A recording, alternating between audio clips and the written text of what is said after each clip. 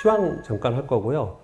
시장에서 큰 돈을 번 사람들, 그걸 가지고 나는 어떤 투자를 할까?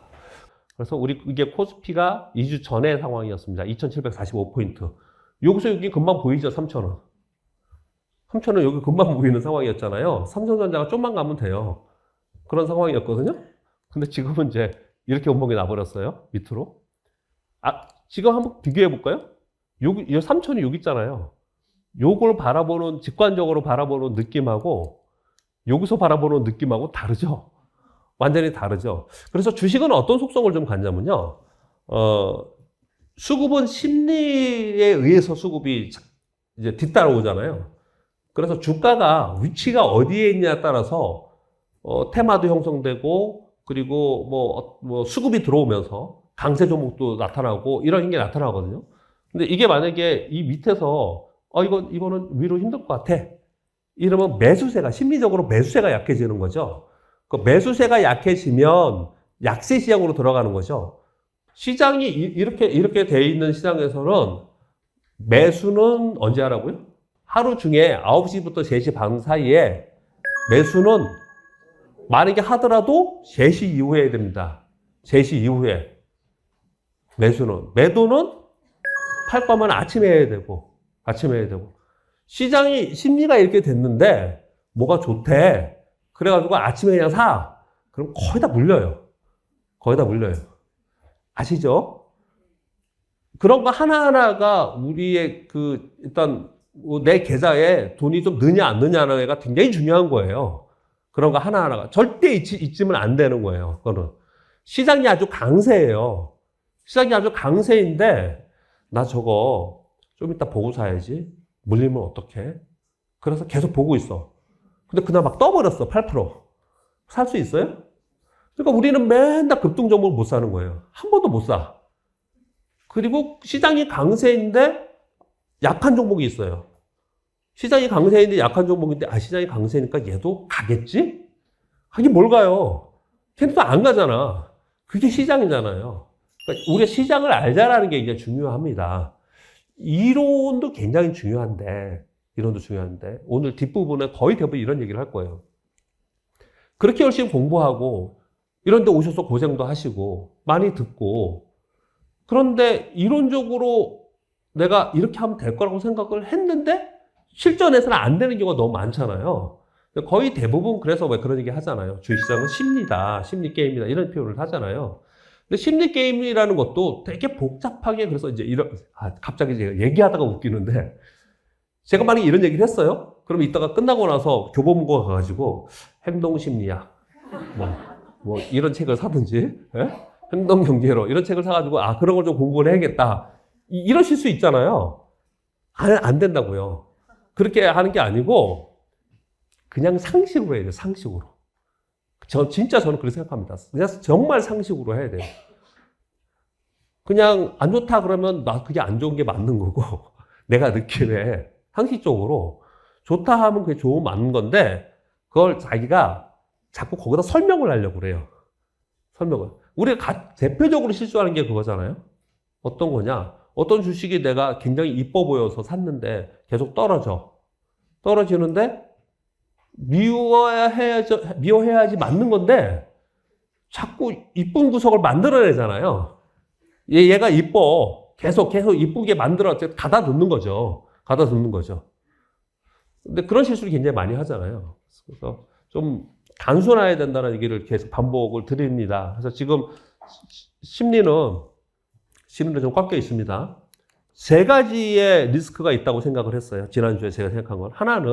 하나는 BOJ에서 마이너스 금리 종료하면서 지금 마이너스 금리에서 제로 금리로 올렸잖아요. 그렇죠? 이것도 그냥 이거 볼 필요도 없이 이렇게 생각을 해볼게요. 지금 그러면서도 시장도 떴고 엔화도 계속 약세였고 변화가 없었거든요. 왜 그랬냐? 우에다 총리가 완화적인 환경이 지속될 수 있도록 조치를 취할 거다. 이렇게 얘기를 했습니다. 근데 제가 해석하기에는 어떻게 해석이 되냐면 일본은 지금 금리 인상을 하고 싶을 거예요. 하고 싶을 거라고요. 물가도 좀 올라오고 있고 진짜 10여 년 동안 한 번도 금리 인상을 하고 싶어도 못 했는데 이번에 정상화를 하고 싶을 거라고요. 그래서 금리 인상을 하고 싶은 마음이 굉장히 있기 때문에 자꾸 멘트를 그렇게 날립니다. 특히 또 한 가지는 뭐냐면 그러니까 정상화를 시켜야죠, 금리를. 또 한 가지는 금리를 올려야지만 엔저가 완화가 되죠. 금리를 올려야지만 엔화가 강세가 되잖아요. 이해되죠? 금리를 올려야지 엔화 강세가 되잖아요. 엔화가 지금 더 뚫려서 155, 160 막 가면 어떡해요? 그동안에는 다른 데들보다 얘네들이 엔저의 수혜를 톡톡히 입고 있었지만 지금 이 상황에서 더 뚫려서 가면 안 된단 말이에요. 그러면 엔화 약세도 맞고 금리 인상도 하고 싶어요. 근데 그렇게 못하고 있어요. 그렇게 할 것 같았는데 안 하고 있어요. 왜? 얘네들이 금리 인상을 하고 엔화가 약세에서 떨어지면 달러 인데스는 반대로 달러가 약세가 되는 거죠. 그렇죠? 달러가 약세가 되는 거잖아요. 그럼 달러 약세가 되면 미국은 가뜩이나 CPI가 리바운딩 됐는데 물가가 다시 오를 수 있습니다. 물가가 다시 오를 수 있어요. 달러가 약세가 되면. 그러니까 미국은 니네 가만히 있어 봐봐. 우리 연준에서 어떻게 하는 거 보고 우리 경기 상황 보고 그리고 나서 우리가 하라 그럴 때 해. 이게 저는 지금의 상황이라고 생각해요. 그래서 저는 이걸 첫 번째 리스크라고 생각을 해요. 첫 번째. 특히 이거는 단기적으로는 큰 리스크는 아니라고 생각합니다. 보여드릴 건데요. 결론적으로 계속 다 말씀드릴게요. 짧게 짧게. 과거에 봤더니 제가 그 차트를 다 봤더니 일본이 2022년 10월 얘기하는 거예요. 2022년 10월에 일본이 개입해가지고 외환당국에서 개입해가지고 130엔 아래까지 떨어뜨렸을 때 다일랜드에서도 떨어지고 거기에 더불어서 우리 원화도 떨어졌어요. 원화도 떨어졌어요. 그때 일본은 한 7% 하락을 했고요. 니케이 225는. 그리고 미국은 조금 올랐고요. 우리 시장은 반대로 7% 올랐더라고요. 그 단기적으로는. 오히려 반대로. 일본이 꺾이면서 그런 적이 있었거든요. 근데 장기적으로 이건 무조건 악재입니다. 장기적으로. 왜냐? 전 세계에 지금 2008년 이후에 미국 시장, 우리는 뭐 미국 국장을 떠나야 되고 미국 시장 해야 된다 그러고 그냥 미국 숭배주의가 됐잖아요. 미국 시장 숭배주의가.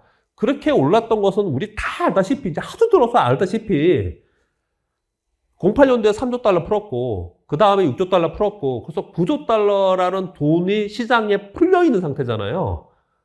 거기에 캐리 자금들이 일본은 마이너스 금리를 계속하고 있었잖아요. 캐리 자금들이 전세 가서 부동산도 이건 우리 다 알죠. 예전에 부동산 했잖아요. 전 세계 금융 상품들에 가서 다 들어가 있단 말이에요. 그런데 제로 금리에서 끝나서 금리를 올린대. 그럼 시중 금리는 먼저 움직입니다. 먼저 움직이기 시작을 해요. 그러면 어떻든 간에 저쪽에서 수익을 나서 여기서 내가 제로 금리에서 저쪽에서 3%, 5% 수익을 내. 뭐 이런 캐리 트레이딩을 하는데 그런데 여기도 이자가 좀 올라가고 있어. 근데 이쪽도 분위기가 안 좋아서 여기서 수익 내기도 어려울 것 같아. 그러면 갚아 나가겠죠. 이게 시장에서 유동성이 빠지는 거예요. 그래서 이거는 중장기적으로는 굉장히 큰 악재입니다. 이런 상황이 되면은 우리 소위 얘기하는 동맥경화가 생겨서 자금이 어느 한쪽에서 확 빠지기 시작하면서 시스템 위기가 발생되는 이게 모멘텀이 될 수 있는 내용이에요. 그래서 첫 번째 리스크라고 제가 계속 이 얘기를 하고 있는 겁니다. 그걸 첫 번째로 생각을 하자라고 생각을 하는 거고요. 지금 지난번에 155엔 되면은 개입하겠다 뭐 이런 구두 개입을 한번 한 적이 있었거든요. 근데 요번에 뭐 다행스럽게 잠깐 타이밍은 좋았어요. GTN의 재무장관 회의가 있었고 중앙은행 총재 회의가 있었기 때문에 자기들이 모여서 조율을 했을 거라고 봅니다. 조율을 했을 거라고 봐요. 그래서 이 시기만 이제 남았다라고 저는 생각을 합니다. 이 부분은요. 그래서 이게 곧바로 될까? 뭐 사실 좀 판단하기 어려운 얘기지만은 지금의 미국 상황을 보면은 CPI가 올라가고 있는 상황에서 하지는 못할 거라고 생각을 합니다. 물가가 안정화되고 이제 금리나 얘기가 다시 나올 수 되면은 오히려 이런 것들이 나오지 않을까 이렇게 생각을 하고 있는데 꼭 이거는 기억하고 있자. 첫 번째 기억하고 있자. 두 번째는 일본도 그래서 꽤 빠졌습니다. 일본도 신고가에서 지금 빠져 있는 거거든요. 지지난주에는 또 일본 주식 어떻게 하냐고 묻는 사람이 굉장히 많았습니다. 근데 미국 주식 어떻게 하냐에 따라서 또는 미국 주식을 해도 미국 워낙에 유동성도 크고 종목도 많잖아요. 저는 오케이라고 생각해요. 근데 저는 일본이 이렇게 뜬 거는 저는 제 상식으로는 이해가 안 돼요. 잘 이해가 안 돼요. 전 세계가 전부 다들 고물가에 금리 인상하고 이러는 시기에 지네 혼자 마이너스 금리로 있으면서 진짜 섬나라죠. 그러고 있으면서 수혜를 입은 거예요. 우리는 지금 일본이 그 뭐죠? 밸류업 프로그램 때문에 또 느렸다 그러잖아요. 아니라고요. 그 효과는 있겠지만 환율 효과에 의해서 상사나 자동차가 수익이 좋았단 말이에요. 그런 것들이 올라간 거라고요. 근데 일본은 이제 여기서 더 엔화를 약세로 갈 수가 없습니다. 일본은 마이너스 금리를 더 가지 않을 거예요. 일본은 이제 서서히 얘네들은 이제 끝이 보여. 저는 아까 분명히 말씀드렸습니다. 개인적인 생각으로 끝이 보이고 있는 게 확실해요. 얘네들은. 근데 벌써 구두 게임 얘기 나오고 그러니까 얘네 꺾기 시작을 하잖아요. 그래서 저는 일본 시장은 그렇게 좀 보고 있습니다. 일본 시장에서. 근데 이런 얘기를 할 수가 있겠죠. 미국이 지금 일본을 밀고 있잖아요. 일본을 밀고 있으니까 어떤 산업에 어떤 뭐 이런 것들에 대해서는 기회가 있지 않냐라는 부분들을 얘기할 수 있겠죠. 그리고 미국이 도와주면은 뭐 또 잘 되는 기업이나 섹터나 아니면은 그 나라가 좋을 수도 있겠죠. 근데 지금 말씀드린 저는 주식시장을 환율과 금리를 계속 설명하잖아요. 환율과 금리를 볼 때 일본을 지금 해야 되느냐는 이건 좀 아니다라는 생각을 개인적으로 갖고는 있습니다. 아까 그 BOJ 얘기하면서 좀 연결해서 말씀을 드린 거예요. 그리고 두 번째 변수는 중국. 이거는 악재로가 아니고 섹터에 우리 관심을 가져야 된다고 생각합니다. 뭐 때문에 그러냐면 중국이 지금 지준율 인하하고 LPR 금리 살짝 인하하면서 경기부양 정책을 계속 쓰고 있잖아요. 그럼에도 불구하고 안 돼요. 워낙에 중국은 고성장에서 저성장으로 내려왔으니까 중국 안 되잖아요. 우리 이런 얘기 되게 많이 합니다. 중국은 한때 고성장에 계속 그냥 있었고 그러다가 이제 점차로 성장률이 떨어지면서 중국은 이제 이렇게 떨어지다가 어느 순간에 위기가 올 거야. 이렇게들 많이 얘기하죠. 그렇게 대부분 생각하시죠, 여러분. 근데 만약에 그 말에 공감을 한다면 한국은요? 똑같아요. 우리나라도 똑같아요. 우리나라도 똑같이 그 과정을 겪으면서 우리도 지금 있는 거거든요. 그래서 저는 주식시장을 설명을 하면서 주식 얘기를 할 때는 주식시장은 이렇게 해서 뭐 설명을 하는데 우리 체감의 경기는 우리나라는 우리가 느끼는 것보다 훨씬 안 좋아질 가능성이 높다고 생각을 많이 합니다. 그래서 그냥 뭐 우리 허리띠 졸라매야 된다, 조심해야 된다. 주식시장을 얘기하는 게 아니고요. 그런 얘기를 많이 하고 있습니다. 그런데 중국이 이 얘기가 들어갔다가 지금 이제 나왔다가 쑥 들어가 버렸는데 어떤 얘기가 있었냐면 작년 5월에 언급한 시진핑 주석이 국채를 직접 매입해라 라는 게 있었는데 이 얘기가 딱 나왔다가 그랬다 쑥 들어가 버렸어요. 아마도 덮으라고 했을 가능성이 되게 높을 거라고 같고 중국 정책 당국에서 또는 안 믿는 거예요. 부각이 안 되니까 그 부분을 믿지 않는 거예요. 근데 우리는 기억하자라는 걸 뭘 말씀드리냐면 지준율 인하를 하고 국채 매입을 하는 거는 QE예요, QE. 중국판 QE입니다. 미국이 글로벌 금융위기가 일어나고 팬데믹이 일어났을 때 두 가지를 하잖아요. 하나는 금리 인하를 하고 하나는 국채 매입을 해줘서 돈을 풀어주는 거잖아요. 얘들이 이거를 지금 할까 말까 하고 있는 것 같아요.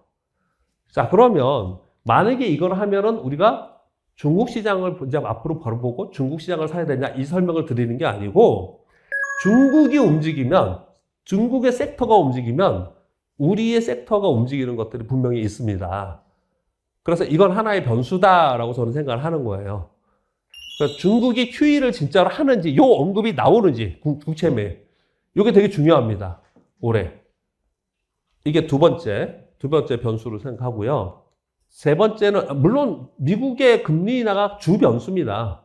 주 변수예요. 세 번째는 이제 미국의 대선이에요. 미국 대선. 미국의 대선을 앞두고, 이거는 뭐 더 제가 구체적으로 설명드리지 않을게요. 미국의 대선을 앞두고 미국과 중국이 화해할까요? 싸울까요? 더 싸우겠죠. 그래서 더 싸우는 과정 속에서 우리 기업이 뭐가 수혜이다. 더 싸우는 과정에서 우리 기업은 어떤 게 안 좋다. 이 얘기를 계속 하고 있잖아요. 그래서 우리가 섹터를 얘기할 때는 이 대선이 굉장히 중요하다. 그래서 애플이나 테슬라 이거 안 되잖아요, 지금. 이게 올해 안에 이게 되게 어려워요. 근데 참고로 애플은 6월에 개발자 회의가 있고요. 애플은 그것뿐이 지금 없어요. 기대할 게 지금 제가 보기에는 올해는. 개발자 회의에서 나와야 돼요. 온 디바이스 AI 디바이스가 나와야 돼요. 이게 나와야지만 애플은 뭔가 움직일 수 있다고 생각하고요. 테슬라는 전기차로는 안 될 것 같고, 이제 무조건 옵티머스로 가야 됩니다. 옵티머스로. 얘네들은. 왜냐하면 주식이라는 거는 잘 생각해 보시면 있죠. 항상 주식은 스토리잖아요. 스토리가 있으면서 스토리에 플러스로 뒤따라오는 이익이 따라와야 되잖아요. 이익이 따라오지 않는 스토리만 있는 걸 우리 뭐라 그래요? 꿈이잖아요. 근데 꿈은 어느 순간에 꿈깨가 되잖아요. 걔네들은. 근데 이제 꿈을 무조건 갖고 있어야 되는데 꿈이 없이 이익만 갖고 있는 기업은 어떻게 생각하세요? 안 돼요. 주가가 안 움직입니다. 그래서 스토리를 무조건 일단 먼저 스토리가 있어야 돼요. 그 스토리는 얘네들이 하는 이벤트를 가지고 가는 겁니다. 이벤트를. 그 이벤트 하나하나를 가져가야 되고, 그래서 지금은 워낙에 자료가 방대해서 많이 이제 오픈되어 있어서 그런데, 불과 5년? 팬데믹 전? 5년, 6년 전만 해도 연간 일정이 있었어요. 연간 일정으로 해서 일정에 뭐 1월에 일정이 뭐 있고 지금은 그게 이제 무료로 다 돌아다니는데 일정이 있고, 그리고 기업별로 일정이 뭐 있고, 그래서 이걸 팔았습니다. 10만 원. 큰 대자보처럼 해서 증권사들도 지점에서 다 사가지고 벽에다 붙여놓고 개인들한테 팔고 그랬어요. 그 일정이 그렇게 중요합니다. 그래서 그 일정을 가지고 매매를 하는 사람들의 집단이 따로 있어요. 그걸 뭐라 그래요? 일정 매매자들이라고 그걸 표현을 합니다. 일정. 그게 되게 중요합니다, 일정이. 그래서 그 부분은 분명히 본인이 그걸 갖고 거기에 맞춰서 가져가야 된다라는 걸 말씀을 드릴게요. 이 표를 설명을 드렸죠. 이 표를 설명드리면서 혹시 그때 3% 못 보신 분들은 오늘 좀 들어보세요. 지금 제일 걱정이 뭐냐면, 지금 이 전쟁이 확전이 돼서 유가가 오르고, 그리고 다른 데서는 더 오르고, 그래서 우리 원화 약세가 더 되고, 시장 폭락하고, 이것이 트리거가 돼서 이제 고점 찍고 아웃, 끝났어 이제 암흑의 시대로 가는 거 아니냐 라는 게 지금 궁금증이잖아요. 지금 궁금증이잖아요. 그래서 지금 과거에 있었던 외환위기 빼고, 과거에 있었던 글로벌 금융위기 빼고, 위기는요 디폴트가 위기입니다. 일단 그것도 우리가 다 알고 있어야 됩니다. 뭐냐면은 어떤 이벤트가 위기가 아니에요. 금리 인상을 한다, 인하를 한다, 전쟁이 난다, 지진이 났다, 이런 게 이벤트가 아니고요. 디폴트예요. 그러니까 어떤 모멘텀이 디폴트를 만들 수 있는 거냐 아니냐를 보는 거예요. 디폴트라는 거는 국가가 디폴트, 채권이 디폴트, 부동산이 디폴트, 디폴트가 위기예요. 과거의 외환위기는 국가가 외환 보유고가 디폴트인 거고, 그리고 미국의 부동산발 리먼은 부동산이 디폴트인 거고, 디폴트를 얘기를 하는 거예요. 그걸. 우리나라는 제일 문제가 뭐예요? 맨날 얘기하는 게? 개인 채무라면서요. 개인 채무라면서요. 우리나라는 그러지 않아요? 다? 제가 한 얘기가 아니고 다 그렇게 얘기하잖아요. 중국은 뭐예요? 지방정부 부채랑 부동산이라면서요. 그게 디폴트는 아느냐를 계속 보는 거잖아요, 거기는. 근데 우리나라는 개인 채무 얘기를 많이 해요. 우리나라 개인 채무. 근데 우리나라 개인 채무의 디폴트는 안 할 것 같아요. 다행스럽게. 왜냐하면은, 개인 채무의 거의 대부분이 주택담보대출이잖아요. 주택담보대출을, 여기 하신 분들 있으실 수도 있겠지만, 한 50% 정도뿐이 안 해줬죠. 예전에는 80% 막 이렇게 해줬어요. 2금융권, 3금융권에서는 지금 받고 있는 분이 있을지 모르겠는데 1금융권에서 50%뿐이 안 해줬어요. 그 얘기는 집값이 반토막 이상 안 떨어지면 디폴트는 아니잖아요. 물론 살긴 되게 힘들어. 이자 내야 되고 원금 갚아야 되고 살긴 힘든데 거기까지는 안 가죠. 디폴트는 그런 걸 얘기하는 겁니다.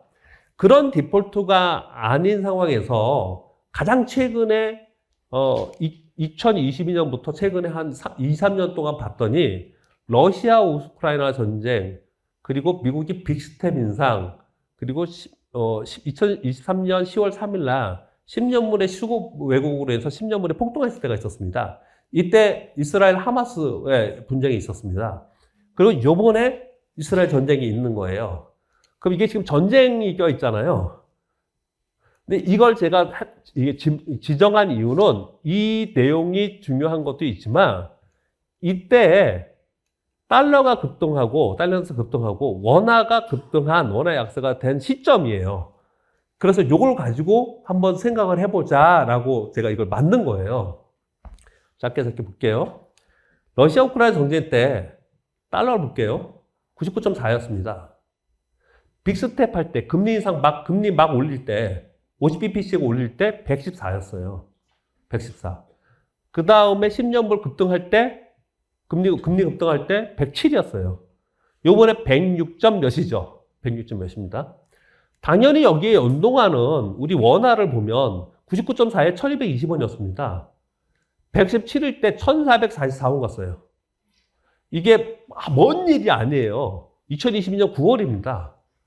1444원 가고, 그 다음에 2023년도에 107일 때 1363원. 요번에 106일 때 1400원을 터치를 한 거예요.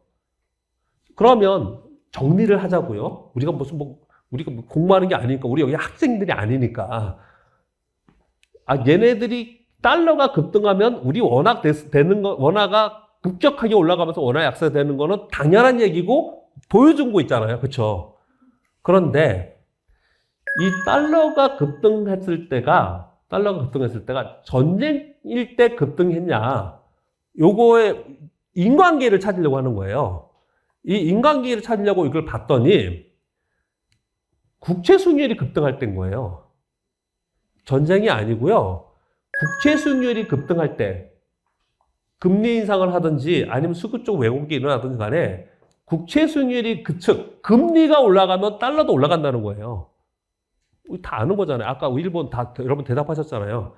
엔화가 지금 약세인데 엔화를 강세로 만들려면, 떨어뜨리려면, 안정화시키려면 일본은 금리 인상을 하려고 그런다고, 그거잖아요, 이게요. 즉 달러가 올라갈 때는, 급등할 때는, 우리 원화가 약세가 될 때는 금리가 급격하게 올라갈 때더라 라는 거잖아요. 그렇죠? 그 다음 엔화는 우리 원화하고 똑같아요.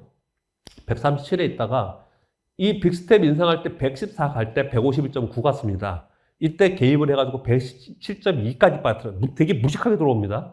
왜? 돈이 많아서 한 번에 들어올 때 이렇게 무식하게 들어와요. 아까 설명드린 게 뭐냐면 요때 일본은 빠지고 미국은 조금 오르고 우리는 좀 올랐어요. 더.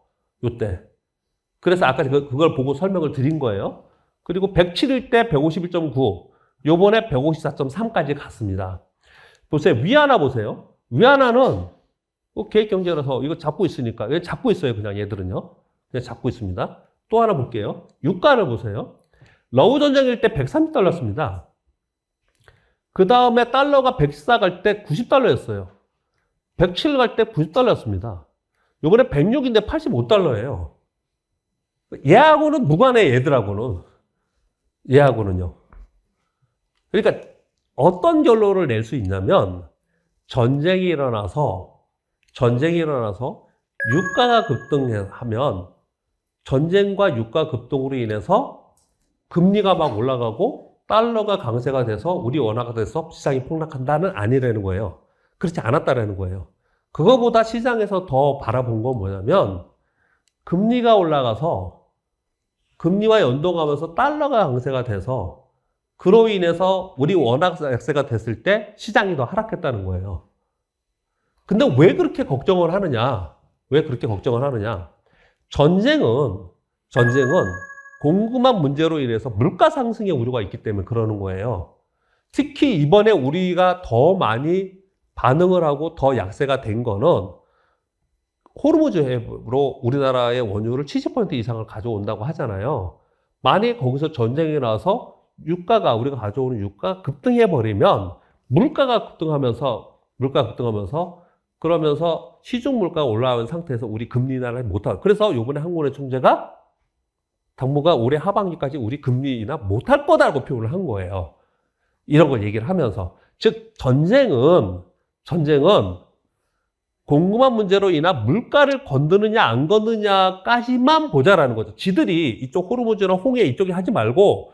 근데 좀 이해가 안 되는 거는 이스라엘이 이쪽에 있나? 제가 그냥 우리 지도를 볼 때 이스라엘하고 이란이 이렇게 있으면 이란이 쏠려면 중간에 이라크하고 시리아하고 막 이 나라를 다 넘어가야 되잖아요. 아, 그것도 신기하지 않아요?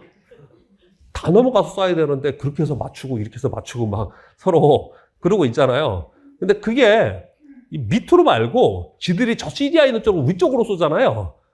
그러면 이런 문제는 없을 것 같아요. 오히려 이런 문제는 없을 것 같아요. 우리는 전쟁을 볼 때 얘를 건드느냐 안 건드냐를 봐는 게 우리는 주식 투자자니까. 뭐 인륜의 도리상 뭐 이런 거 말고 우리 그런 얘기 말고요. 주식 시장만 바라볼 때는 이걸 건드느냐를 보는 것만 보는 거예요. 근데 다행스럽게 지금 안 움직인다니까요. 유가가 아직 안 움직이고 있어요. 시장이요. 우리 맨날 윌리엄 오닐 얘기를 맨날 제가 좋아해서 맨날 얘기하잖아요. 답은 어디서 찾으라고요? 시장에서. 이걸 자꾸 밖에서 변수에서 찾아가지고 시장을 해석하려고 그러면 변수가 너무 어렵습니다. 너무 어려워요. 시장에서는 얘가 안 움직이고 있어요. 얘가 안 움직이고 있습니다. 얘 물가를 건드느냐를 보는 데만 우리는 목적을 갖고 보자. 포커스를 하자라고 말씀을 드리고 싶고요. 그리고 이 물가가 곧 이 물가로 인해서 이후에 금리를 연동시키는 거잖아요. 이 금리가 환율하고 또 같이 연동하는 거잖아요. 결국 얘네들은 근본은 다 물가다. 결국은 물가가 여기서 더 오르느냐 빠지느냐 이게 시장을 전체로 보는데 어느 정도 답을 줄 수가 있을 거라고 보여져요. 근데 뭐 이것저것 저도 그래서 이렇게 많이들 물어보는데 물가는 하반기 지금 3.2에서 3.5까지 갔잖아요. 근데 지금 이제 5월, 6월 이렇게 지나면서 3.0 아래로 떨어지는 쪽으로 보는 게 거의 대다수의 생각들을 갖고 있습니다. 그 사이에 변수가 전쟁이 생겼다라고 얘기를 지금 하고 있는 것 뿐이에요. 그렇다면 이 전쟁이 길게 가든 어떻든 간에 유가의 변화가 없으면 물가가 떨어지면 이건 그냥 끝나는 거예요. 예를 들어서 가장 베스트 시나리오를 얘기해 볼게요. 가장 베스트 시나리오는 미국이 이거 고물가 상태로 계속 가다가는 나중에 시스템 위기가 올 수도 있어. 정말 큰 문제가 올 수도 있어. 그래서 보험적 측면에서 금리 인하를 한번 해야 될 것 같아. 만약에 그런 판단을 했다. 그래서 뭐 25bp라도 한번 뭐 6월 달에 그냥 인하하겠다.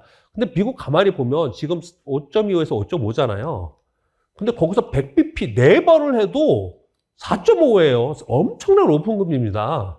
4.5예요. 그러니까 이 금리에서 자기는 좀 내리는 거 큰 거 아니라고 저는 생각이 들어요. 그것 때문에 이제 물가가 튀어올까 봐 걱정을 하는 거지.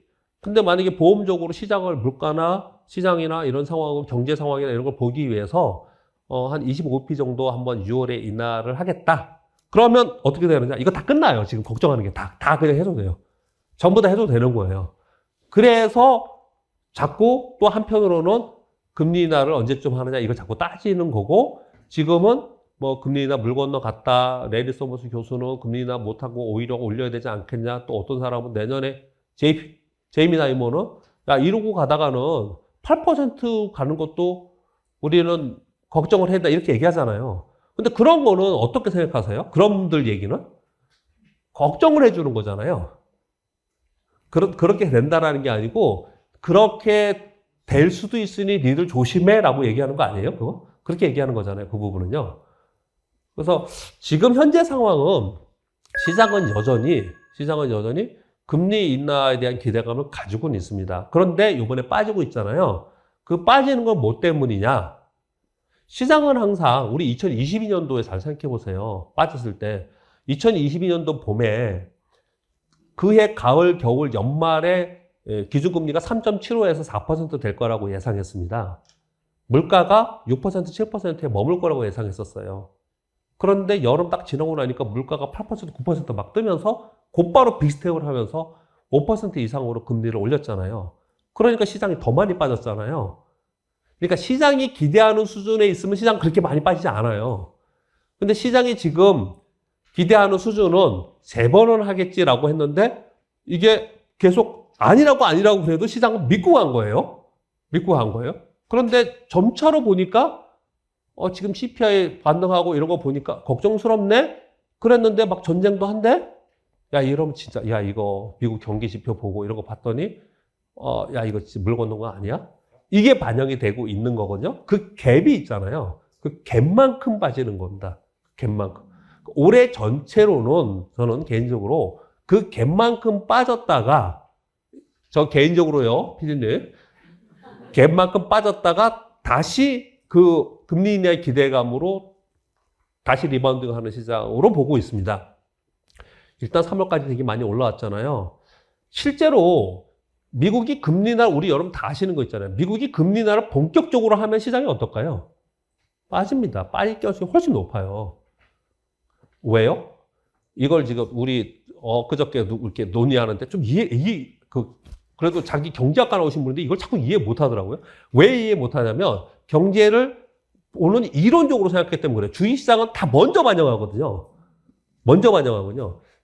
이 금리 인하할 거라는 걸 반영하면서 계속 움직여요. 실제로 금리 인하를 하는 거는 경기가 기울어지거나 좋지 않은 상황에서 금리 인하를 하기 시작하거든요. 근데 우리는 금리 인하하면 우리 어떤 형이 저한테 얘기를 하는 거예요. 선배 형이. 금리 인하하면 주식시장이 좋다며.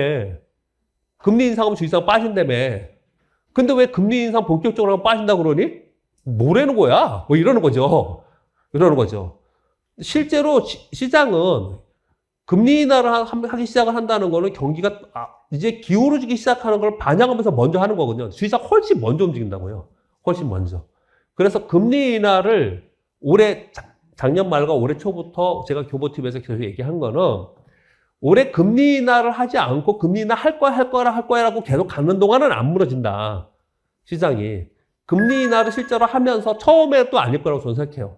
두 번째, 세 번째 하면서 실제로 시장은 무너지거나 안 좋아질 가능성이 훨씬 더 높다라고 생각한다라고 여러분께 말씀을 드리고 있는 거예요. 그런데 올해 금리 인상을 진짜로 한 번도 안 할까? 한 번도 안 할까? 이 부분에 대해서는 뭐 지금 다 안 하는 쪽으로 지금 우리 자포자기가 됐잖아요. 그러니까 시장이 자포자기에서 빠져버리잖아요. 그런 개연성이 없지는 않죠. 말씀드린 바와 같이 금리가 훨씬 워낙에 높은 수준에 있고 올해 대선이 있습니다. 미국에. 그래서 금리 인하의 기대감은 시장이 계속 가지고 갈 거라고 생각해요. 그러면 우리가 그냥 이것도 정말 상식적으로 생각을 해보자고요. 우린 기대치가 여기였는데 기대치를 낮추래. 오케이, 나 그만큼 시장이 빠졌어. 근데 그 기대치만큼 왔어요. 근데 그 기대가 완전히 0이 되면 시장 계속 빠져야지. 그 기대치는 계속 있는 거잖아요.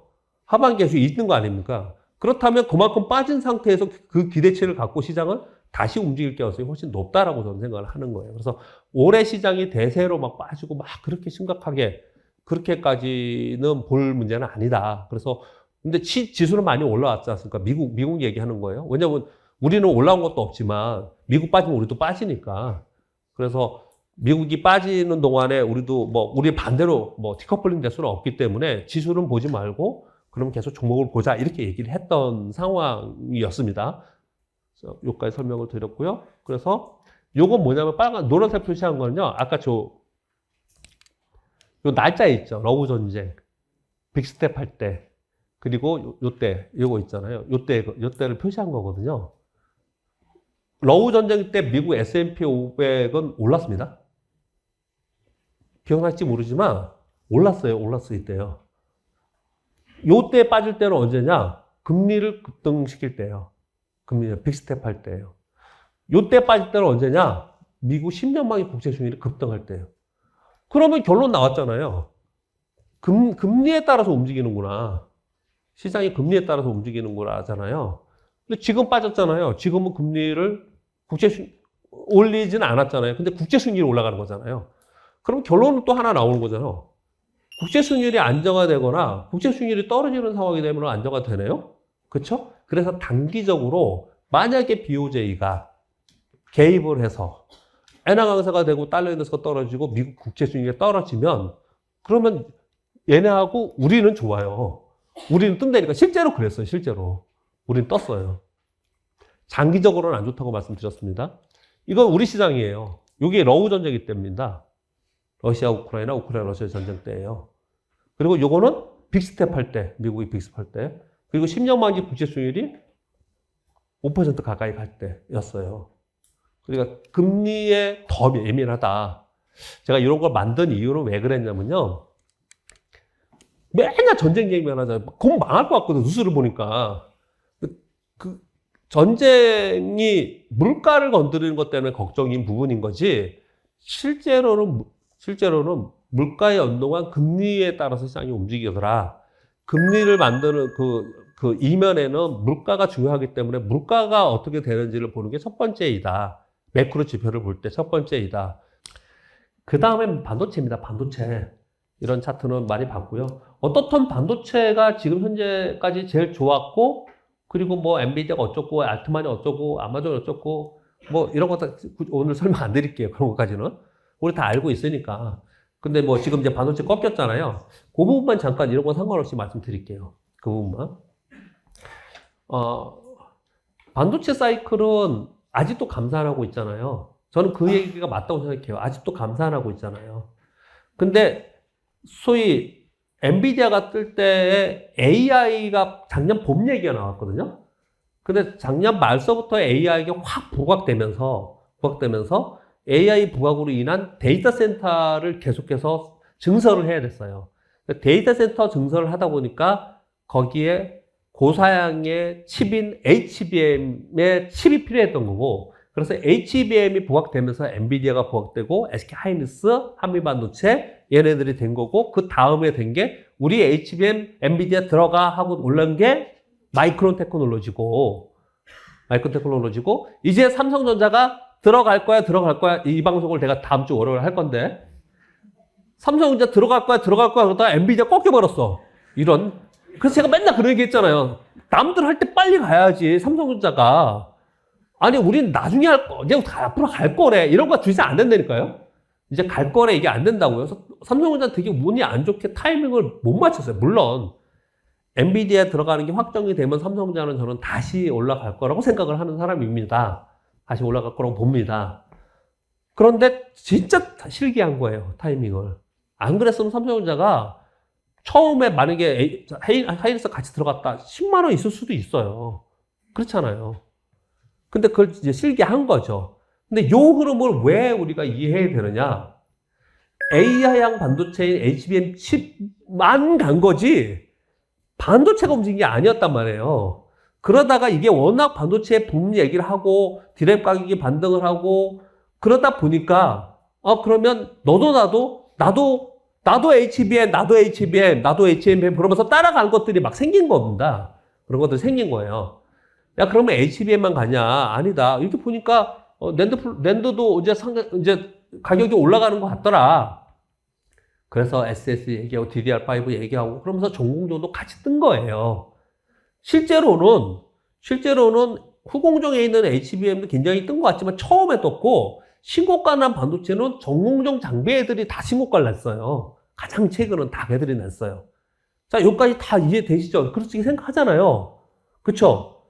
근데 반도체 사이클이 회복에서 호황기가 됐냐라는 거예요, 지금. 사이클이 예를 들어서 사이클이 밑으로 내려왔다가 이만큼 올라와 있는 상태냐는 거예요. 그렇게 얘기하지 않잖아요. 그렇게 얘기하지 않아요. 그쪽 애널리스트 얘기들은 다 그렇게 얘기하지 않습니다.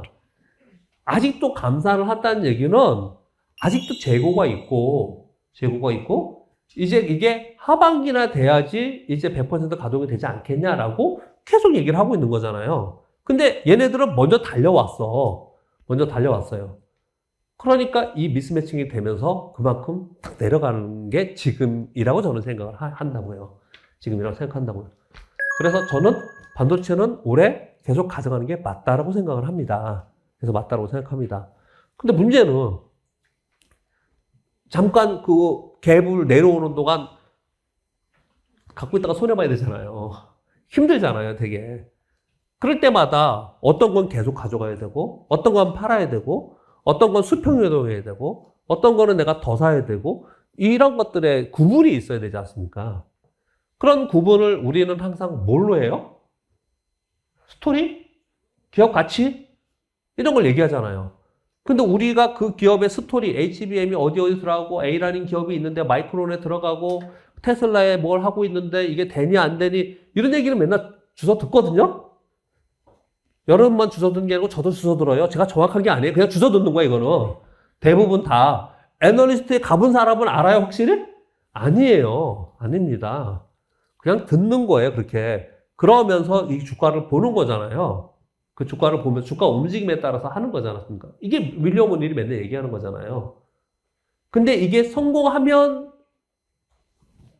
다행인 거고, 정말 수익이 크게 나는 거고, 실패하면 남들 다 돈 벌 때 자기는 혼자 그냥 뒤에 뒤쳐져 있어야 되는 상황인 거지 않습니까? 그래서 그 시점에서 우리 항상 하는 얘기 있잖아요. 전문 용어. 역시 운이 좋아야 돼. 이런 얘기를 하는 거잖아요. 그 시점에서. 근데 우리는 그래서 관리를 해줘야 됩니다. 그냥 계속 그걸 믿고서 가는 거는 쉽지 않아요. 나중에 또 팔게 되는 일도 많이 발생이 됩니다. 그래서 그 얘기 뒤에 조금 할 거고요. 일단 반도체는 저는 조정 후에 갈 수 있는 섹터로 봐야 되지 않겠냐, 라고 생각을 합니다. 만일 리스크가 있다면 어떤 리스크가 있을까요? 반도체 사이클이 터닝하는 거는 맞다고 생각해요. 데이터 센터 계속 증설한다 그러잖아요.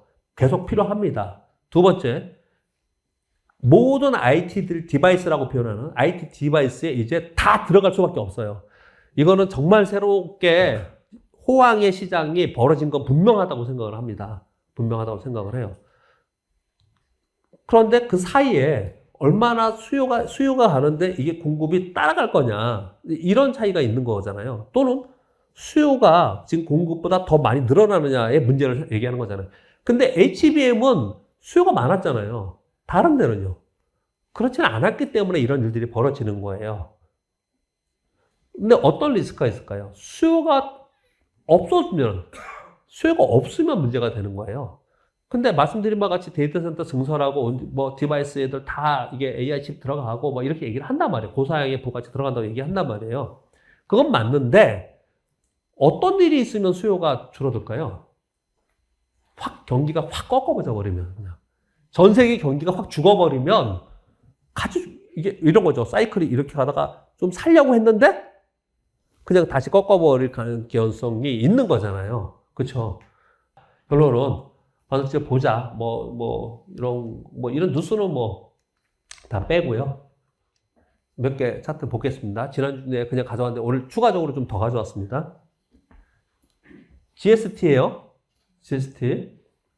이거 지금 먼저 보여드릴 거는 지난 2주 전에 한 거라서 지났습니다. 지금은 빠졌을 수도 있어요. 제가 항상 얘기하는 겁니다. 거래량 있잖아요. 제가 요걸 지금 만들고 있어요. 제가 알고리즘을 10개만 우선적으로 만들 건데 그 중에 하나가 이겁니다. 평균 3개월, 평균 6개월에 거래량이 아침에 10시 이전에 벌써 한 200% 이상 증가합니다. 그러면서 음봉이 나요. 그러면 아웃되는 종목이죠? 그러면서 양봉이 나는 주식이 있어요. 이렇게 떴어요. 신고가 나면서 떴어요. 이 종목을 내가 따라 산다. 이 종목을 나는 그날 따라 살 거야. 그래야지만 이게 요 날하고 내가 표시를 한 겁니다. 빨리빨리 할게요. 이게 그날이에요. 그래야지 이게 더블 났잖아요. 곧바로요. 이런 수익을 낼 수 있는 거잖아요. 문제는 뭐냐. 우리가 이거 설명은 이렇게 하지만 여기서 보면은 이게 뭐 오른 거예요?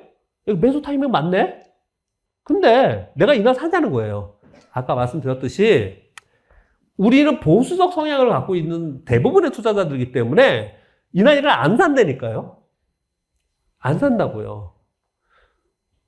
제가 너무너무 이걸 많이 느껴요. 그래서 제가 내린 결론은 야, 이게 내가 안 되면 기계가 하게 해야지 뭐. 기계가. 내가 마음이 도저히 안 되면. 재룡전기 아까 있었던 이날 거래내면서 이거 상한가였나? 그날? 이렇게 올랐어요. 이날 살 수 있어요? 혹시 이런 거 거래하시는 분이요? 예, 훌륭하십니다. 쉽지 않아요. 대부분 쉽지 않습니다. 대부분 쉽지 않아요. 근데 그 결과가 이날이 그거야. 되게 웃기죠? 결과론적으로 이렇게 보여주니까 정말 너무 맞지 않아요? 그쵸? 근데 실패하는 경우도 있을 수 있겠죠. 실패하는 경우도. 일단 먼저 볼게요. 빨리빨리. 요날 매일매일 이거 어떻게 해야 할지 나 다음 주에 월요일 아침에 박에서는 방송할 때 이거 물어봐야지. 이러면서 계속 이걸 고민하잖아요. 뭘로 기준으로 한다고요? 거래량 밑에 거래량으로요. 지금 여러분들이 사서 물렸거나 아니면 이익 받는데 지금 내려온 종목들이 있잖아요. 반도체 주식들 빠지고 있잖아요. 원래 빠진 돈 빼고 그걸 뭐 이제 고민거리도 아니잖아. 그냥 이제 뭐라고 하죠? 그걸 처분에 맡겨야지. 시장의 처분에. 근데 지금 잘 하고 있었던 것들 얘네 빠지는 거 나 어떻게 할 거냐? 이걸 보는 거예요. 이걸 밑에 거래량을. 삼성전자 대형주자예요. 이 거래량이 이렇게 많은 거래량이 요날하고 요날뿐이 없었어요. 요날뿐이. 그날이 이날이에요. 근데 여러분 생각해 보세요. 우린 통상으로 어떻게 거래하느냐? 삼성전자는 앞으로 반도체 사이클이 터닝할 거고 앞으로 좋아질 거고 삼성전자 이익도 늘어난대. 그러니까 삼성전자 이렇게 빠지는데 나 여기서 조금 사가지고 분할 매수해서 들고 있다 삼성전자 이렇게 하잖아요 우리. 이렇게 하잖아요. 그래서 결과가 좋았으면 그렇게 하라고요. 결과 좋았으면. 제가 아무리 봐도 그게 아니라니까요. 아무리 생각해봐도 그게 아니더라는 거예요. 우리는 그냥 남들이 거래 들면서 좋을 때 해야 되는 게 맞는 거예요. 주식 투자는. 그러면 이제 미국 주식도 그런 질문을 해요. 미국 주식도 똑같이 봐도 되냐? 제 책을 보면서 똑같이 보자는 거예요. 이게 지금 일직선을 가서 이가 지금 겹쳐서 조금 안 보일지 모르지만 얘는 거래량이 여기 몇 번 없어요. 몇 번 없습니다.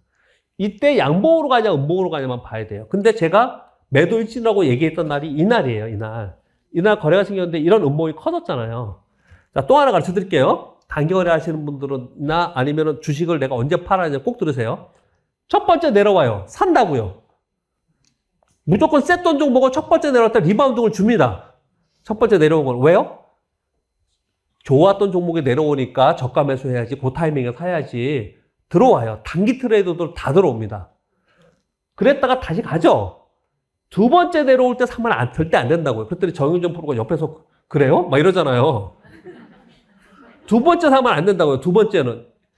전고점을 돌파하지 못하고 두 번째 내려가는 건 힘을 잃고 내려가는 거예요. 힘을 잃고. 내 종목이 보유하고 계시는 종목이 지금 두 번째 꺾이는 건지 첫 번째 꺾이는 건지를 봐야 돼요. 삼성전자는 현재 첫 번째 꺾인 거예요. 이번에 내려온 게 첫 번째예요. 첫 번째. 들어옵니다. 그런 거는. 두 번째 꺾인 거는 들어가면 안 돼. 이거는 트레이더의 철칙이에요. 철칙. 원칙으로 갖고 있는 거예요. 원칙으로. 그러니까 내가 만약에 여기서 못 팔았어. 내려왔어요. 올라갔어.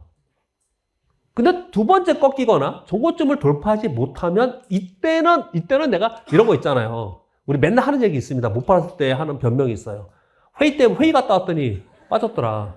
뭐 밥 먹고 왔더니 빠졌더라. 뭐 이러잖아요. 그랬다 하더라도 이 두 번째는 무조건 고민해. 그때부터는 신호가 이미 나왔으니까. 두 번째부터는 무조건 고민해야 된다는 거예요. 이건 엔비디아고요. 이건 AMD입니다. AMD 똑같이 매도 신호가 나왔어요. 얘는 정고점 가지도 못했어요. 당연히 더 약한 놈이니까. 더 약한 게 회사가 약한 게 아니고 내가 볼 때 주식으로 볼 때 그렇다는 거예요. 주식으로 볼 때. 왜 제가 이렇게까지 욕먹을지도 모르면서 이런 짓을 하는지 아세요? 가능하면 여러분들이 좀 이게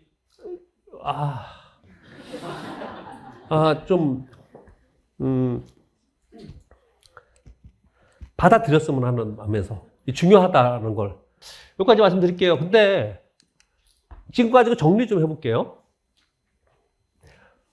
바스켓을 먼저 보여드렸어요. 바스켓은 바뀝니다. 내 관전 종목에 넣어요. 내가 이걸 기계가 알고리즘으로 혹시 개발하고 싶은 분은 이런 걸 하시고 만약에 안 된다 그러면 내가 눈으로 확인을 해야 되는 거예요.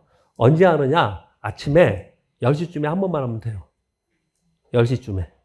내 종목을 팔 거냐 살 거냐를 10시쯤에 한 번만 하면 돼요. 그래서 봤더니 어떤 종목, 예를 들어서 여러분 다 아시는 거 할게요. 우리 바스켓에 있는 거에 만약에 네이버다.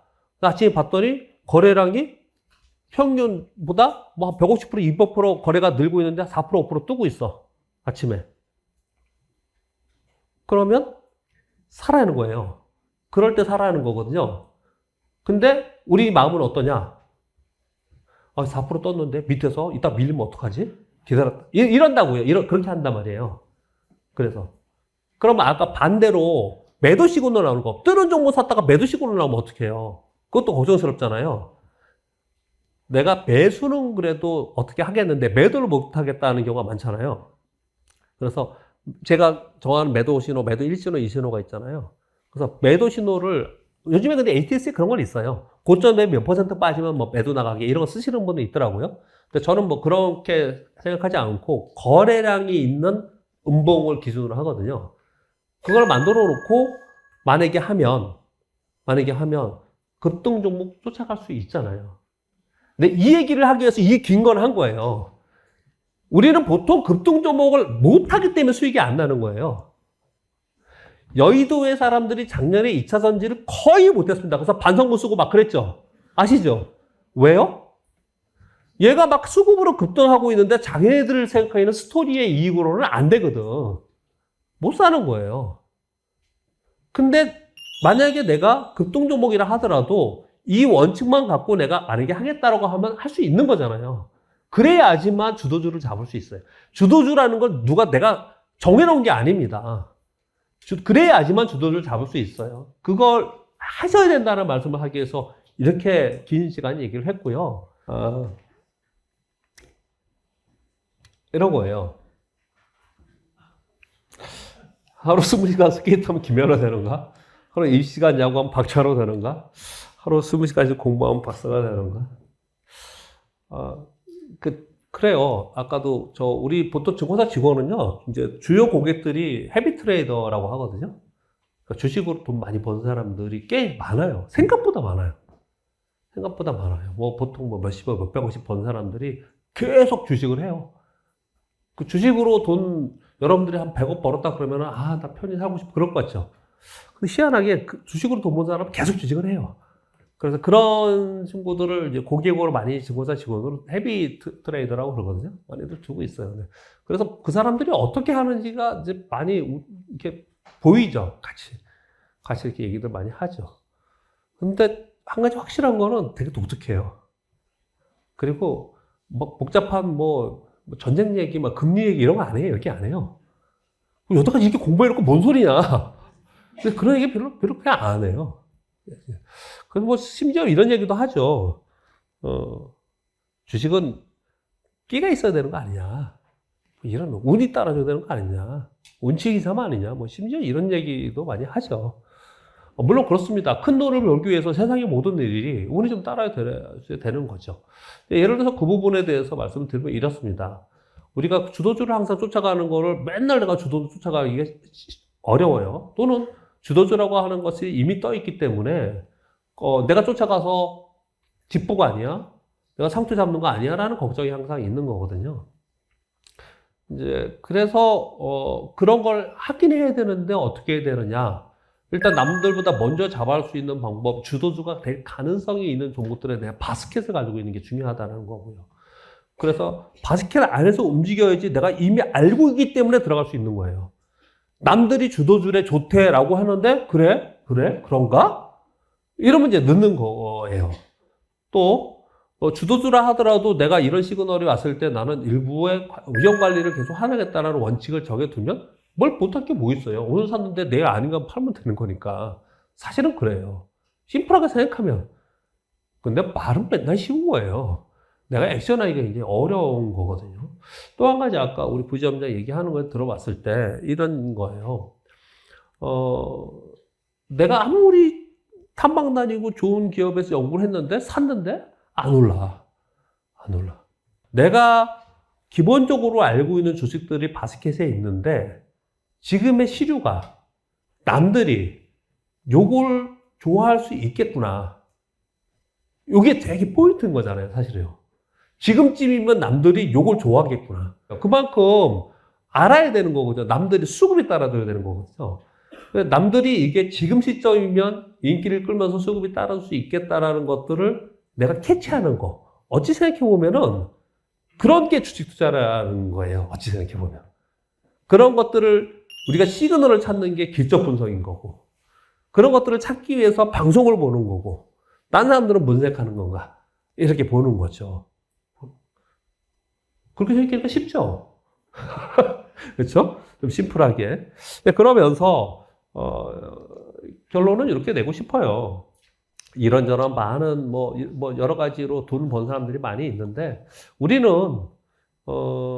한 4가지 정도의 카테고리 중에 저는 해야 된다고 생각을 합니다. 하나는 선택과 집중을 확실히 해야 된다. 주식은 베팅이다. 주식은 베팅이라는 거죠.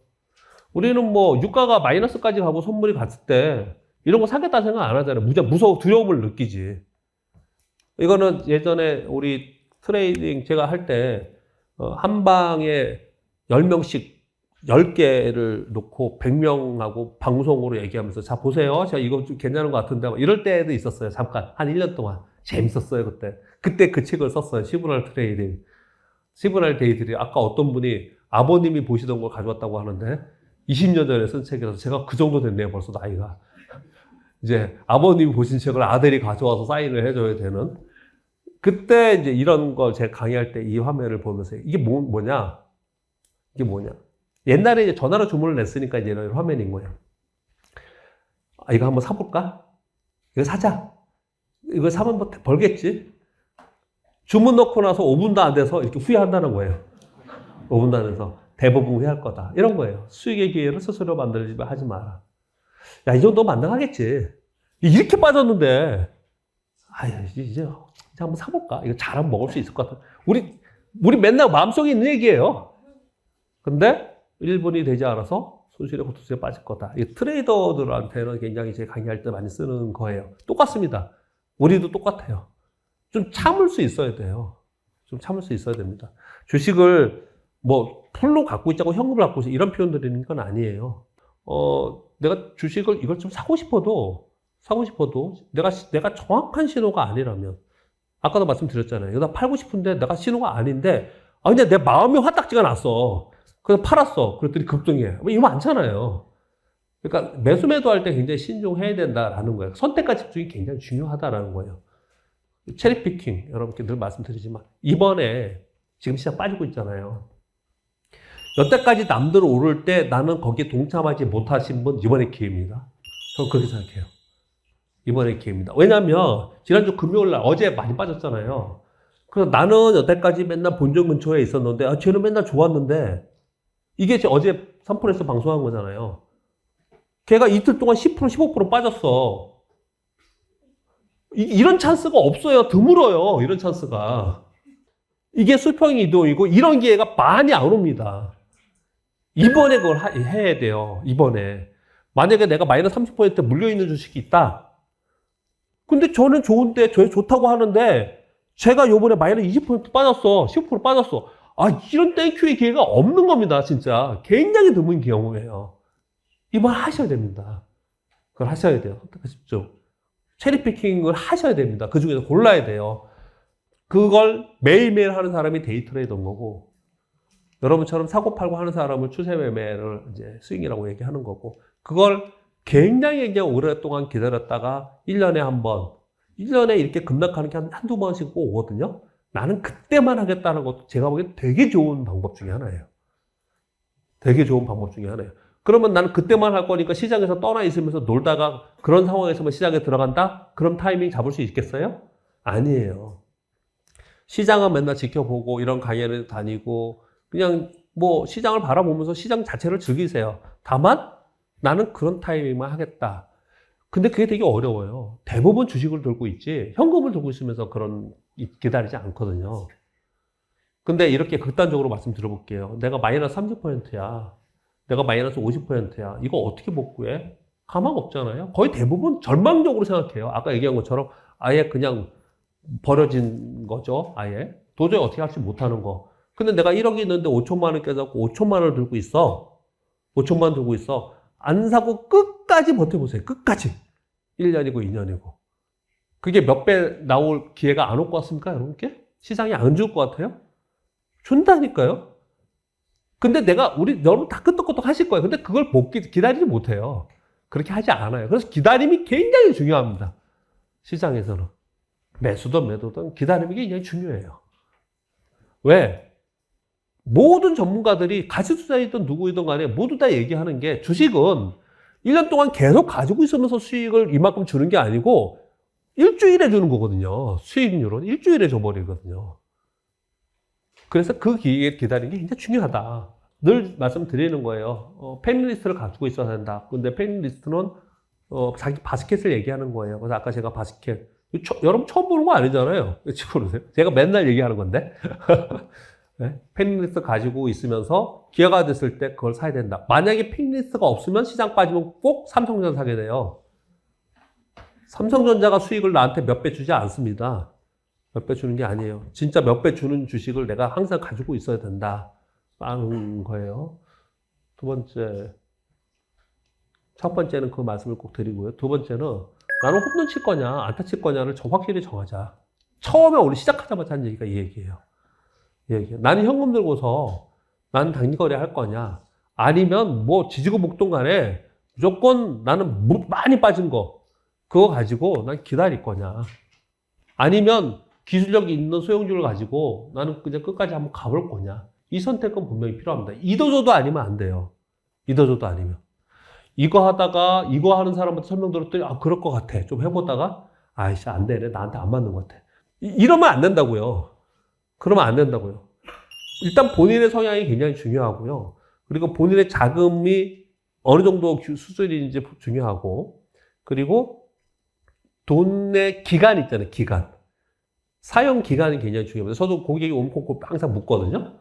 예를 들어서 이거를 1년 안에 쓴대. 가세요. 1년 안에 어떻게 될지 모르는데, 만약에 1년 안에 안 좋았다?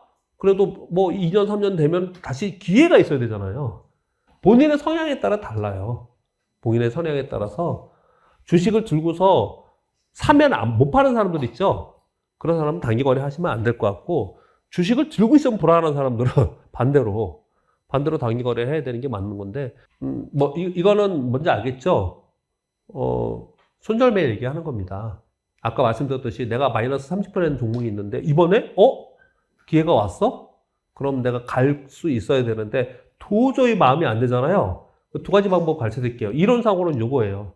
우리가 자동차 보험 들었는데 사고 안 나면 돈 없어지잖아요. 일부러 사고 내진 않잖아요. 그렇잖아요. 그 매몰 비용이니까 그렇게 딱 생각을 해야 돼요. 정 안 되면 예전에 저한테 여태까지 제가 30년 동안 있으면 딱 두 분이 저한테 그걸 부탁하신 분이 있습니다. 도저히 못하겠으니까 당신이 다 팔아줘 그냥. 내 손으로는 도저히 못 팔겠어. 내 손으로. 근데 팔잖아요. 아까 되게 좋은 얘기를 했는데 딱 팔잖아요. 마음 편해집니다. 그렇게 속속이게 마음이 들들들 내가 마이너스 30% 50% 마음이 너무너무 안 좋았는데 파는 순간 한번 해보세요. 파는 순간 희망이 생겨요. 파는 순간 속상함은 없어지고 희망이 생깁니다. 내가 해야겠다 이걸. 라는 게 생겨요. 그러니까 도저히 이것 때문에 안 되겠다라고 해서 도저히 나는 누구한테 물어봐도 이거 너무 힘들어. 거기에 매여 있으면 안 된다고 저는 생각을 합니다.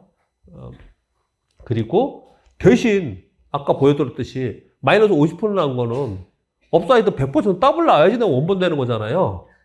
그쵸? 근데 이제 그런 게 어딨냐. 단기 거래에서 올라가야 돼. 또는 한 번에 20% 먹고 20% 뭐 이렇게 가야 돼. 근데 쉽지 않습니다. 주식이라는 게 연속해서 이익 내기가 쉽지 않아요. 보통 평균적으로 보면은 한 번 먹으면 한 두세 번은 깨지고 그래요. 근데 그 한 번 수익 날 때 이익이 커져야 되지 않습니까? 그렇죠. 그래서 업사이드가 있는 걸 무조건 해야 돼요. 무슨 말씀이냐면 내가 50% 손실이 났다. 그러면 내가 한 방에 해보고 싶은 사람은 무조건 홈런을 찾아야 돼요. 수밖에 없습니다. 그럴 수밖에 없어요. 그렇다면 업사이드가 있는 걸 찾아야 되는 거거든요. 업사이드 찾는 거는 내가 지금 유행하는 걸 쫓아가는 방법도 있겠지만 그보다는 우리 시장에 되게 웃기는 게 가끔가다 우리 3프로 보면 김동완 표가 그 얘기 많이 하잖아요. 싼 주식이 되게 많다. 지금 안 오르고 소외돼서 그렇지. 지금 물론 그런 거 하지 말라고 하잖아요. 근데 만약에 내가 반토막 나가지고 도저히 안 되는 사람들은 그 방법이 제일 좋은 방법이에요. 어떻게 생각해보면. 지금 안 오른다고 주식이 영원히 안 오르는 건 아니잖아요. 싼 주식이 되게 많아요. 희한하게. 아니 뭐 이익이 순이익이 500억 나고 자기 1000억 갖고 있는데 시가총액이 1000억이야. 뭐 이런 회사들. 그런 애들은 분명히 줍니다. 분명히 줍니다. 그런 홈런을 찾아야 되는 거죠. 그러니까 주식을 들고 있으면서 절절매지 말고 괴로워하지 말고 희망을 찾자라고 얘기를 하려고 하는 거예요. 그리고 이번에는 그런 기회가 한번 오고 있는 것 같습니다. 장기 투자는 짧게 얘기하겠습니다. 경제적 계좌에 갖고 있는 거 찾아야 되는 거예요. 근데 경제적 계좌라고 하는 거는 그냥 심플하게 얘기하면은 그냥 기술력이에요. 독보적인 기술력. 근데 그 독보적인지 아닌지 모르잖아요. 그러니까 특이한 거, 유니크한 걸 찾자. 유니크한 해자를 갖고 있는 게 굉장히 중요합니다. 그리고 마지막으로 아까 말씀드렸듯이 원금보장력을 갖고 만약에 뭐 우리 금융상품이 아닌다 하더라도 은행에 막 생각보다 있죠. 작은 돈이 크게 될 가능성이 높아요. 왜? 원금이 크면은 많이 벌 것 같잖아요. 꼭 그렇지는 않아요. 절대 금액은 많지 모르지만 수익률은 달라요. 금액이 많을수록 더 많이 버는 건 아닙니다. 왜냐면 깨질 때 더 많이 깨지니까. 이게 돈이 많다고 무조건 잘하는 거 아니에요. 대학생들 있잖아요. 대학생들 모의 투자 게임 하잖아요. 거기 1위 하는 애들 데려다가 야, 너 100억 줄게 돈 벌어봐. 벌 것 같아요? 다 깨집니다. 안 돼요. 금액에 따라서 투자하는 종목도 달라지고 그 종목이 움직이는 패턴도 다 달라요. 전부 다 달라요. 그래서 자기가 원하는 컨트롤할 수 있는 금액이 굉장히 중요하고 그것만 잘하면 그 작은 돈이 큰 돈이 되는 거거든요. 그래서 저는 혹시 여유가 있으신 분들은 또는 여유가 없다 하더라도 본인이 막 내가 마통 쓰시면 안 되지만 우리 젊은 애들은 마통을 그렇게 많이 쓰더라고요. 마통을 내가 1억이 한도가 있다. 그러면 1억 가지고 한 배팅 하고 싶어가 아니고 1000만 원으로 1억 만들기를 해야 된다고 저는 생각해요. 그래서 내가 1억 정도가 있다 그러면은 뭐 이자 10% 요즘 10%는 안 주지만 5%짜리 예금을 넣고 은행에 넣고 그 다음에 내가 뭐 500만 원만 더 해서 1000만 원으로 1억으로 1억 만드는 거랑 1000만 원으로 1억 만드는 거하고 말도 안 되는 거 같죠? 1억으로 1억 만드는 게 훨씬 쉬운 거잖아요. 아니에요. 아닙니다. 돈이 많다고 돈을 버는 게 아니고 주식 투자를 잘해야지 버는 거예요. 주식 투자 잘해야지 버는 거예요. 그 돈은 여윳돈의 1000만 원인 거예요. 손절매도 확실히 할 수 있습니다. 1억에 내 원금 전체야 손절매 못합니다. 1000만 원으로 했을 때 훨씬 매매도 잘 되고 잘할 수 있어요. 가능하면은 그런 걸 가지고 내가 일단 어느 정도 해놓고 거기서 나오는 걸 가지고 초보 위험을 하는 거예요. 그래야지만 급등주도 살 수 있는 거예요. 이걸 이게 제가 4가지에서 본인이 선택하라는 거에서 이것도 되게 좋은 방법이다. 단기 거래 할 거냐, 장기 거래 할 거냐, 이런 식으로 거래할 거냐, 이런 것들을 좀 본인들이 선택을 좀 할 필요가 있다라고 생각을 합니다. 마지막으로 그걸 읽으면서 제가 늘 잘 읽어드리는 거예요. 그리고 질문 1개 정도 받고 정리를 좀 할까 합니다. 사람들이 일단 올라간 나무에서 내려오기를 주저합니다. 왜냐하면 자신이 저지른 잘못을 인정하는 것이 수치스러우며 처음부터 다시 시작하는 것이 귀찮기 때문입니다. 물론 소양 자체가 원래 반성 안 하는 사람도 있어요. 또는 사과 안 하는 사람이 있을 수도 있겠죠. 근데 거의 대부분의 사람들은 그렇지는 않죠. 그렇지는 않은데, 근데 저도 똑같아요. 저도 물려있는 주식은 어떤 거냐?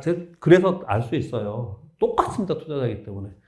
그래서 오늘 쭉 이런저런 얘기 드렸으니까 뭐 도움이 되셨을 거라고 생각하고요. 지금 우린 당장이 중요하잖아요. 그러면 어떻게 해야 되느냐?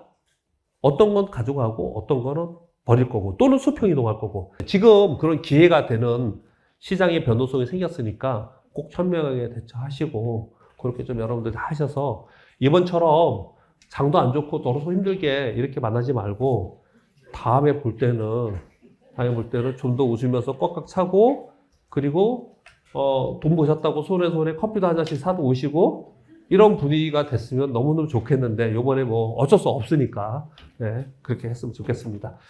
네, 여기까지 하겠습니다. 오늘 감사합니다. 네. 시간이 5시가 넘어가지고요. 네.